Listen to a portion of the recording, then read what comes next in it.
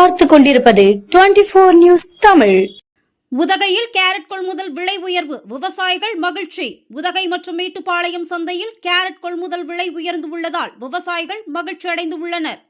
நீலகிரி மாவட்டம் உதகை மற்றும் அதன் சுற்றுவட்டார பகுதிகளில் தேயிலைக்கு அடுத்தபடியாக மலை காய்கறிகளான உருளைக்கிழங்கு, பீன்ஸ், முட்டைகோஸ், காலிஃபிளவர், முள்ளங்கி, பீட்ரூட், கேரட், பூண்டு உள்ளிட்ட மலை காய்கறிகள் சாகுபடி செய்யப்பட்டு வருகிறது.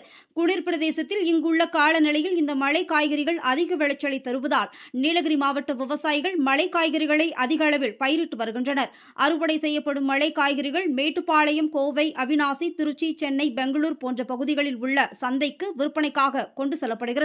நீலகிரியில் தற்போது தென்மேற்கு பருவமழை தீவிரமடைந்துள்ளது. இதனால் பயிரிடப்பட்ட காய்கறிகளை அறுவடை செய்வதில் தாமதம் ஏற்பட்டுள்ளது.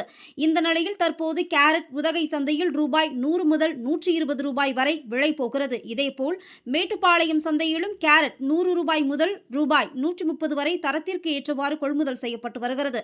மேலும் உதகை உழவர் சந்தையில் உருளைக்கிழங்கு கிலோ 70 ரூபாய்க்கும், பீட்ரூட் 50 ரூபாய்க்கும், முட்டைகோஸ் 35 ரூபாய்க்கும், பூகோஸ் 50 முதல் 70 ரூபாய்க்கும், கிளைகோஸ் 80 முதல் 100 ரூபாய் வரை விற்பனை செய்யப்படுகிறது.